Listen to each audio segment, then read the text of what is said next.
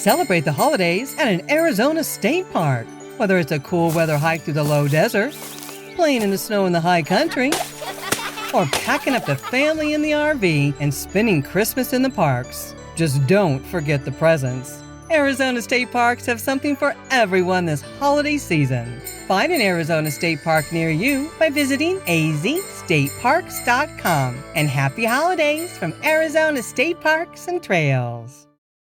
For the ones who work hard to ensure their crew can always go the extra mile, and the ones who get in early so everyone can go home on time, there's Grainger, offering professional-grade supplies backed by product experts so you can quickly and easily find what you need. Plus, you can count on access to a committed team ready to go the extra mile for you. Call, click Grainger.com, or just stop by. Grainger, for the ones who get it done.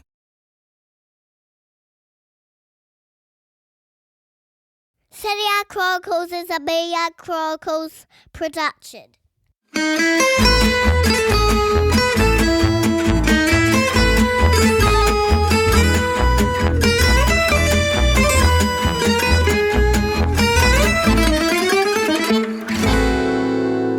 Now, before we start our chat, we want you to head over to seriechronicles.com/Patreon now and subscribe to the Chronicles Tifosi membership with a free 7-day trial.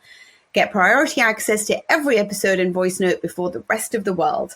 Plus, no ads and bonus Patreon-only exclusive episodes and video episodes. Also, be sure to join the new chat community in the Patreon app and chat with fellow subscribers.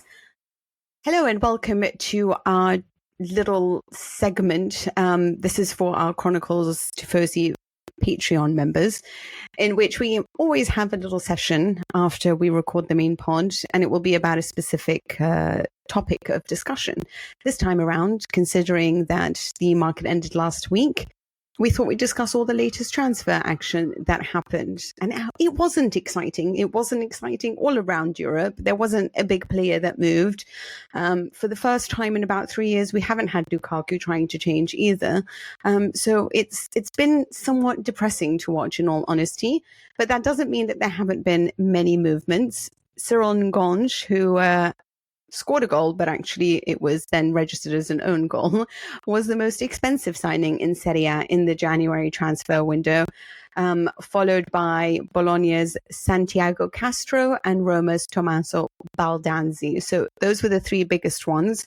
Of course, that doesn't include the loan transfers. For example, Juventus brought in a player, Carlos Alcaraz from Southampton, and if they do decide to keep him, then it's a hefty fee that they will have to pay over the summer, which would make him the most expensive player.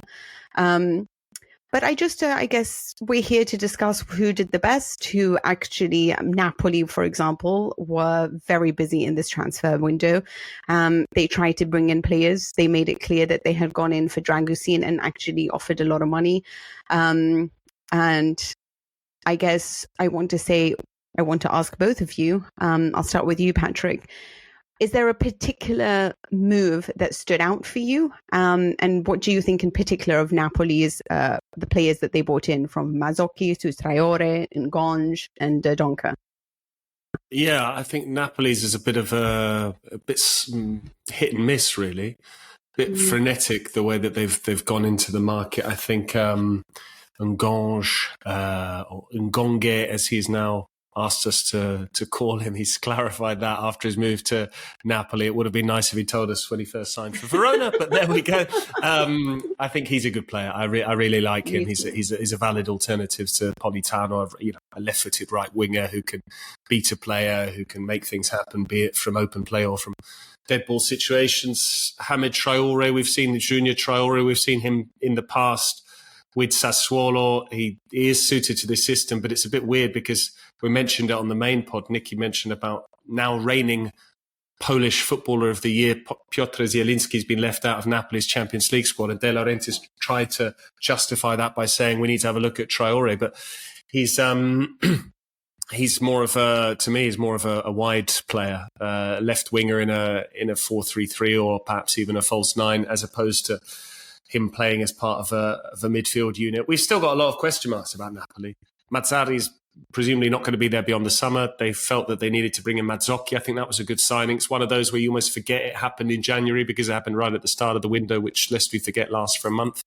And Mazzocchi can play right midfield, left midfield, right back, left back. So his versatility helps. Dendoncker has barely kicked a ball this season. I don't really see the utility in that particular move. I think it's been a season to forget all round for Napoli, and this is a bit like slamming the stable door after the horse has bolted. And I don't think the players that they've recruited improve the team a great deal beyond Ngonge, who I think could be very useful in seasons to come.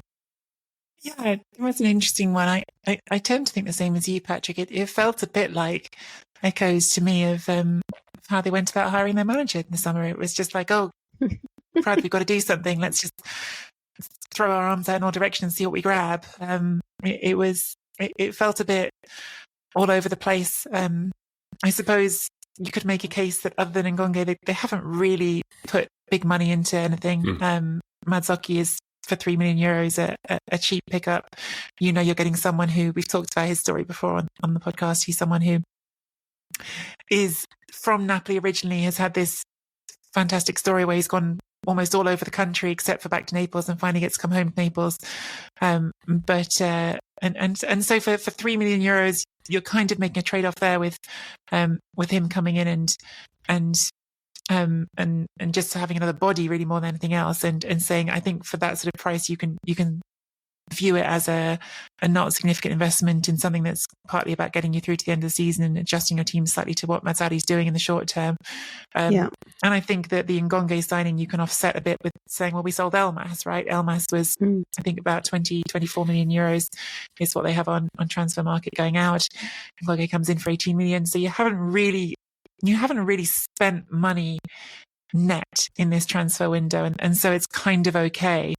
But I'm not really sure that there's been much sort of good planning that's gone into this. And I do look at it and think still it's got the hallmarks of De Laurentiis, where before there felt like there was some sort of plan under Giuntoli, which De Laurentiis would never accept. It was never Giuntoli's.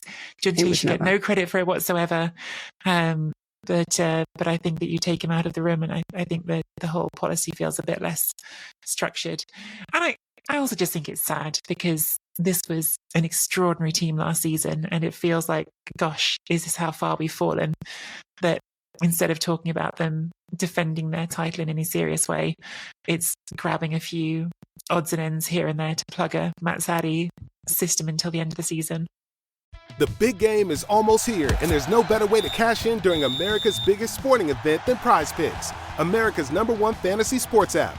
Prize Picks is available in more than 30 states, including California, Texas, and Florida. All you have to do is select 2 or more players, pick more or less on their stat projections for the game, and place your entry. It's that easy. You could turn $10 into $1,000 with just 4 correct picks. Pick anything from passing yards to defensive stats like tackles. Easy gameplay, quick withdrawals, and injury insurance are what makes Prize Picks the #1 fantasy sports app. Join the Prize Picks community of more than 7 million football fans who have already signed up. Right now, Prize Picks is matching your first deposit of up to $100 when you download the Prize Picks app and use code GET100. That's code GET100 on Prize Picks for a first deposit match of up to $100. Prize Picks. Pick more, pick less. It's that easy. Yeah, I mean, it is that. It does seem like they've just picked up players that would be suitable to what it is that Mazzarri is going to be trying to do, or the way or the directions that they're moving ahead. And actually, I mean, in their particular match, I mean, it was against Verona, so it's not exactly, the world's strongest opponent. But Mazzocchi and Ngonge, as I shall now be referring to him, actually did a good job. Mazzocchi had the assist in the second goal, didn't he? Yeah, and so. I mean, these are not like outrageously good players. I do feel like I've watched this whole Napoli side and I don't remember Osimhen playing anymore. I feel like I don't remember the last time that he played for this team. We actually haven't talked about that because obviously he made a huge interview, and it's been confirmed that he will leave over the summer. Where on earth are are Napoli going to go without Giuntoni in trying to get a great striker, one who could actually at least try to replicate the form that we've seen from all the strikers that have come before him, whether it be, obviously Osimhen, Cavani, Higuain. I mean, this is something that Napoli have done really well, which is always bring in great strikers. And losing Osimhen, it will be a lot of money, and they will have a lot of money to spend. Are there any great strikers for them to go for? They could go back for Petagna and Pavoletti, two of their former strikers playing at Cagliari at the moment. No, I think, sorry, I'm just being a bit facetious. Yeah, I think for every Osimhen and Higuain and Cavani, there are unfortunately some other players that haven't necessarily worked out. Depends what sort of approach they want to take. If you can get enough goals from all over the team, if you have enough interchange, then there's probably an argument you could keep Simeone and Raspadori. But I do think they're probably a major centre forward away from being very good. I wonder whether you start to look at those English suitors and maybe you try and extract a big fee for Osimhen and with him also get a player from either Chelsea or Arsenal if you're going to sell him in that sort of direction. Their strikers haven't worked out. So, but then or do you want to just look at it yourself and try and again find a player who is either underrated or unproven? Do you go and sign Joshua Zirkzee? It's not the same profile of player, but he's already familiar with the league and he's playing very well. So I think all of that will be dictated as and when they actually start to figure out their plans with who's doing what, who's going to be the head coach, how much of a role the sporting director has. And, it seems like De Laurentiis still has too much of a say on everything. And until I think he takes a step back, it's going to be quite difficult for Napoli to have clear ideas. So, yeah, these January signings feel to me like a way of trying to somehow arrest the decline of what's been a terrible season. And they're still not far away from Champions League football. So maybe they'll have that season where they come fifth and it happens that Inter get an extra spot in next season's Swiss format of the Champions League and all is well and they get proceeds from being in Europe and in the Champions League. But yeah, I don't think these January signings are inspiring. And I think Osimhen, the fact he's leaving is no surprise. It always looked like that contract extension was simply a way of formalising the fact that he was going to leave and that Napoli were going to get what they feel is fair price for him because it's, you scratch our back, we scratch yours. We've given you a big shop window. You've performed on it. Now you're ready to do bigger and better things, but you will not be leaving on a free, nor will you be leaving on a cut price deal because you've got a year left on your contract. Yeah, there's no secret there. He's not. The tricky thing with Osimhen is he's not really performing this season as well as he did last season. Even in the Africa Cup of Nations right now, I think he's scored 1 goal so far. Nigeria's still in the semi-finals, so opportunity with the shop window to stretch it off.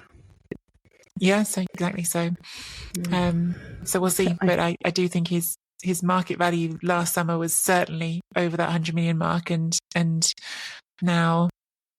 I don't know if it's going to be quite as easy to sell, but probably it will be. Would you take him at Arsenal, Nikki? Yeah, because I think he's brilliant. Good. But yeah, I'd love to see him at either Arsenal or Chelsea. I think Arsenal would be great if I mean, obviously for you, I'd love them to win the league this season. But if they didn't, and then he came in and they won the league, I think that'd be an amazing story. Maybe Napoli can go for like Ivan Toney. Okay. Oh my God. Right. Moving swiftly on after that comment, let's talk about Roma because they brought in. Well, I mean, I think it's quite funny that they brought in Hjulsen, and because he was so desperate to play under Mourinho, managed 1 game and then Mourinho was sacked. Brought in Angelino from Galatasaray, a fullback, and of course Baldanzi, which everyone was really excited about. Baldanzi is one of the Italian youth players that everyone's been watching, massively talented, but hasn't played a lot this season for Empoli because of various injuries. He did come on against Cagliari for Dybala in the 74th minute. Hjulsen managed to score a goal, a brilliant header in all honesty. And they let Belotti go to Fiorentina, which I'm really happy about because I really feel like this could be a match made in heaven because it's Fiorentina create a lot of opportunities. I know he hit the woodwork, but I really want him to work out for a club. And I mean, after Torino, I want him to sort of come back and be Belotti again. Do you know what the thing with Belotti is, Mina? Yeah. He's only 30. it feels like he should be older than that for how long he's been around. He's only 30 years old. Wow. And he hasn't scored double figures now. I think it's 3 seasons. And it feels like that there really is, there's got to be the opportunity for him to, I don't think he's ever going to be the sort of superstar. He's never going to be the next Vieri that maybe at one point in his career he looked like he had the tools for in terms of physically looking like the part. But I think for a upper mid-table Serie A team, he should be able to do the business. And I really hope that is a good fit for all the reasons you said. Fiorentina need a centre forward. They've been struggling so hard to find someone to do that job for them. Obviously, they've gone through Cabral and Jovic and now Beltran and Zola, and none of it's really worked. And Belotti, on paper, it works. The fact that he came in and hit the bar right away is encouraging. But yeah, I think that he feels, again, not hit double figures since 2021. Last season he did it, so it's 3 years. He feels too young. I know 30 isn't young, but it's young for being burned out. There's got to be something left in the tank that he can give, and hopefully it's solid. Head to SerieAChronicles.com/Patreon now and subscribe to the Chronicles Tifosi Patreon membership with a free 7-day trial. Get early access to every full-length episode and voice note before the rest of the world. Plus, all episodes are 100% ad-free. And you get bonus Patreon-only exclusive episodes, video episodes, and behind-the-scenes extras. Also, be sure to join the new chat community in the Patreon app and chat with fellow subscribers. Sports Social Podcast Network.